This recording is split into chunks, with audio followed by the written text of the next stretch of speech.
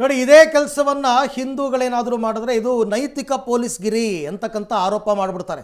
ನೈತಿಕ ಪೊಲೀಸ್ಗಿರಿ ಮೇಲೆ ಅರೆಸ್ಟ್ ಮಾಡಿದ್ದೀವಿ ಹಾಗೆ ಹೀಗೆ ಅಂತ. ಇವ್ರಿಗೆ ಯಾರು ಹೇಳಿದ್ದು ಕಂಬಕ್ಕೆ ಕಟ್ಟಾಕಿ ಮರಕ್ಕೆ ಕಟ್ಟಾಕಿ ಹೊಡೆಯೋದಕ್ಕೆ, ಕಾನೂನು ಕೈಗೆತ್ಕೊಳ್ಳೋದಕ್ಕೆ? ಇದನ್ನು ಯಾರು ಪ್ರಶ್ನೆ ಮಾಡ್ತಾ ಇಲ್ಲ. ಸೊ ಗೋರಕ್ಷಣೆಗೆ ಮುಂದಾದ ಶ್ರೀರಾಮ ಸೇನೆ ಕಾರ್ಯಕರ್ತರ ಮೇಲೆ ಹಲ್ಲೆ ಆಯ್ತಲ್ಲ, ಇದು ಹಿಂದೂ ಕಾರ್ಯಕರ್ತರ ಮೇಲೆ ನೈತಿಕ ಪೊಲೀಸ್ಗಿರಿ ಅನ್ನೋ ಆರೋಪ ಈಗ ಕೇಳಿಬರ್ತಾ ಇದೆ. ಮುಸ್ಲಿಂ ದಲ್ಲಾಳಿಗಳಿಂದ ಹಿಂದೂ ಕಾರ್ಯಕರ್ತರ ಮೇಲೆ ಹಲ್ಲೆ ಅಂತ ಪ್ರಮೋದ್ ಮುತಾಲಿಕ್ ಅವರು ಕಿಡಿಕಾರಿದ್ದಾರೆ. ಇದು ಸಿದ್ದರಾಮಯ್ಯ ಸರ್ಕಾರ, ಖಾನ್ ಸರ್ಕಾರ ಇದು.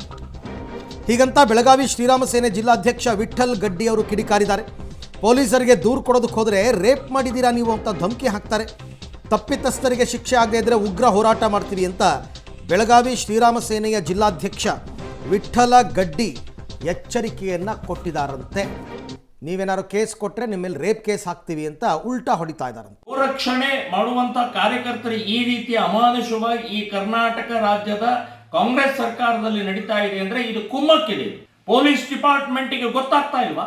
ನಿದ್ದೆ ಮಾಡ್ತಾ ಇದ್ರೆ, ಕತ್ತೆ ಕಾಯ್ತಾ ಇದ್ರ? ಸೊ ಯಾವ ಮಟ್ಟದಲ್ಲಿದೆ ಕಾನೂನು? ಇದು ಪಾಕಿಸ್ತಾನ ಅಲ್ಲ, ತಾಲಿಬಾನ್ ಮಾದರಿಯಲ್ಲಿ ಮಾಡ್ತಾ ಇರುವಂತ ಕ್ರೌರ್ಯ. ಇದು ಪ್ರತಿಭಟನೆ ಮಾಡುವಂತದ್ದನ್ನ ನಿರ್ಧಾರ ಮಾಡಿದೀವಿ. ಅವರನ್ನ ಬಂಧಿಸಿ ಕೊಲೆ ಕೇಸ್ ಹಾಕಬೇಕು. ನಿನ್ನೆ ಹುಕ್ಕೇರಿ ತಾಲೂಕ್ ಇಂಗಳಿ ಗ್ರಾಮದಲ್ಲಿ ಸರಿಸುಮಾರು 1 ಗಂಟೆ ಆಕಳ ಗಾಡಿಯನ್ನು ಏನು ಕತ್ತಲಕಾನಿ ವ್ಯಾಪಾರಿಗಳು ಒಯ್ತಾ ಇದ್ರು, ಅಲ್ಲಿ ನಮ್ಮ ಶ್ರೀರಾಮ ಸೇನೆ ಕಾರ್ಯಕರ್ತರ ಇಂಗಳಿ ಗ್ರಾಮಗ ಸರಿಯಾಗಿ 1 ಗಂಟೆಗೆ ಹೋಗಿದ್ದಾರೆ. ಅಲ್ಲಿ ಹೋದ ಮೇಲೆ ಹಿಂದೂ ಕಾರ್ಯಕರ್ತರ ಆಕಳ ಗಾಡಿ ನಾವು ಮೊನ್ನೆ ಹಿಡಿದು ಗೋಶಾಲೆ ಕಳಿಸಿದ್ವು. ಆ ಗೋಶಾಲೆಯಿಂದ ನೀವು ಗಾಡಿ ಯಾಕೆ ತಗೊಂಡು ಹೊಂಟಿದ್ದೀರಿ, ಆಕಳನ್ನ ಎಲ್ಲಿ ಒಯ್ತೀರಿ ಅಂತ ಒಂದು ಪ್ರಶ್ನೆ ಮಾಡಿದ್ದಾರೆ ಇಂಗಳಗಿ ಗ್ರಾಮದಲ್ಲಿ. ಇಂಗಳಗಿ ಗ್ರಾಮದಲ್ಲಿ ಬರೀ ಒಂದು ಪ್ರಶ್ನೆ ಮಾಡಿ ಹಿಂದೂ ಕಾರ್ಯಕರ್ತರನ್ನ ಆಕಳ ನೀವು ಎಲ್ಲಿ ಒಯ್ತೀರಂತ ಒಂದು ಸಣ್ಣ ಪ್ರಶ್ನೆ ಮಾಡಿದ್ದಕ್ಕೆ ಹಿಂದೂ ಕಾರ್ಯಕರ್ತರನ್ನ ಅಮಾನವೀಯವಾಗಿ ಅಹಿತ ಘಟನೆಯಾಗಿ ಅವ್ರನ್ನ ಗಿಡಕ್ಕೆ ಕಟ್ಟಿ ಚಿತ್ರಹಿಂಸೆ ಮಾಡಿ ನೀರು ಕುಡಿಸಿ ಬರ್ತಾರೆ. ನಮ್ಮ ರಾಜ್ಯ ಸರ್ಕಾರದಾಗ, ನಮ್ಮ ಕರ್ನಾಟಕ ರಾಜ್ಯದಾಗ ಗೋ ಹತ್ಯೆ ಕಾಯ್ದೆ ನಿಷೇಧ ಅಂತ ಐತಿ. ಅದಿದ್ರೂ ಇನ್ನೂವರೆಗೂ ಯಾವುದೇ ಸರ್ಕಾರ ಆಗಲಿ ಯಾರೇ ಆಗಲಿ ಅದ್ರ ಬಗ್ಗೆ ಗಮನ ಕೊಡತ್ತಿಲ್ಲ. ಹಂಗ ನಮ್ಮ ಓಕೆ, ದೃಶ್ಯದಲ್ಲಿ ತಾವೀಗ ಗಮನಿಸ್ತಾ ಇದ್ದೀರಿ ಅವರೆಲ್ಲರ ಮಾತುಗಳನ್ನು. ಪೊಲೀಸರಿಗೆ ದೂರು ಕೊಡೋದಕ್ಕೆ ಹೋದರೆ ನೋಡಿ, ಈ ಥರ ನಮಗೆ ಮರಕ್ಕೆ ಕಟ್ಟಾಕಿ ಹೊಡೆದಿದ್ದಾರೆ ಅಂತ ಹೇಳಿದ್ರೆ, ನೀವು ರೇಪ್ ಮಾಡಿದ್ದೀರಿ ಅಂತ ಏನೋ ಧಮಕಿ ಹಾಕ್ತಾರೆ, ಕೇಸ್ ತಗೋತಾ ಇಲ್ಲ.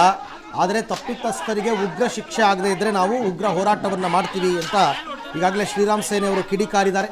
ಇದು ಈಗಲ್ಲ, ಮೊದಲಿಂದನೂ ಕೂಡ ಅಲ್ಲಲ್ಲಿ ಈ ರೀತಿ ಸಂಘರ್ಷಗಳು ನಡೀತಾನೇ ಇದೆ. ಹಾಗೆ ನೋಡೋಕ್ಕೆ ಹೋದರೆ ವಿಚಾರಗಳು ಶುರುವಾಗದೇ ಇಲ್ಲಿಂದ.